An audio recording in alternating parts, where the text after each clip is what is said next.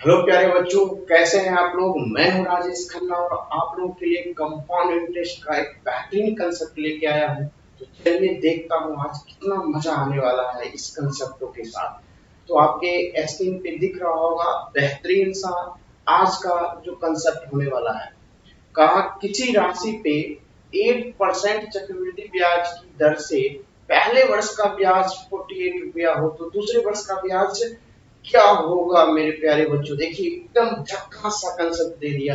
देखते हैं इसको। उसने कहा कि पहले वर्ष का हम लोग अगर कोई रेट रहा था कैसे निकाल देते कि पहले वर्ष का ये यानी कि अगर ये फर्स्ट ईयर का ब्याज हो गया यहाँ से 48 रुपया, राइट। तो मुझे कहा यहाँ से सेकेंड ईयर का ब्याज चाहिए। कितने ईयर का चाहिए? सेकेंड ईयर का चाहिए, यानी दूसरे वर्ष का चाहिए, सेकेंड ईयर्स का। तो दूसरे वर्ष में उसको ब्याज कितना होगा मेरे प्यारे बच्चों?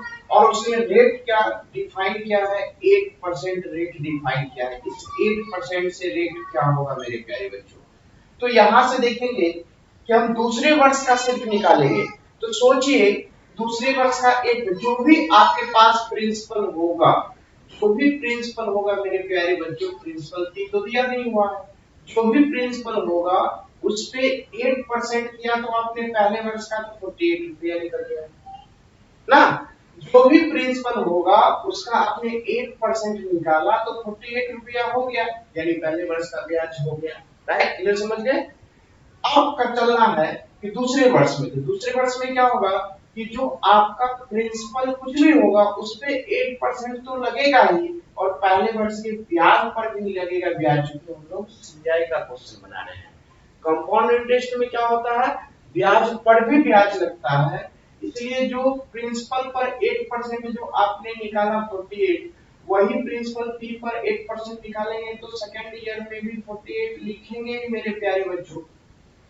अब हम चलेंगे, अब इस 48 पर 8%, तो 48 का 8% निकालने के लिए 8 से 8 को मल्टीप्लाई करेंगे, 64 का 4 बचा 6, 8 गुणे 4 यानी 8 को 4 से करेंगे कितना हो जाएगा? 32। अब 32 और इसका 6 38, और दो उनके बाद दशमलव बैठा देंगे क्योंकि परसेंटेज है। और ये सिर्फ आपको तो कहा सिर्फ दूसरे वर्ष का ब्याज चाहिए, यही सिर्फ दूसरे वर्ष का ब्याज कितना हो गया? इस दोनों को जोड़ दीजिए, यह हो गया 51 रुपीज 84। यहाँ से यही आंसर हो गया। सिर्फ दूसरे वर्ष का बोला बोला दूसरे सेकंड ईयर का। अगर बोलता टोटल वर्षों का कितना, तो ये निकाल के ये सबको जोड़ देते, दो वर्ष का, पूरे दो वर्ष का निकल जाता। लेकिन वो नहीं पूछा, बोला सिर्फ दूसरे वर्ष का चाहिए। तो दूसरे वर्ष का आपका निकल गया 51.84। मैं आशा करता हूं कि बहुत ही अच्छे तरीके से आपने सीखा। कुछ नहीं था, बहुत इजी मेथड में सवाल था, और ये ऑप्शन नंबर डी में दिख रहा है कि आपको 51.84 आपका आंसर हो गया। तो मैं उम्मीद करता हूं ये कंसेप्ट बहुत ही अच्छे तरीके से सीखे होंगे, और इसी तरह मेरे साथ बने रहिए, देखिए मैं कैसा कमाल कमाल सिखाता हूँ। थैंक यू, धन्यवाद।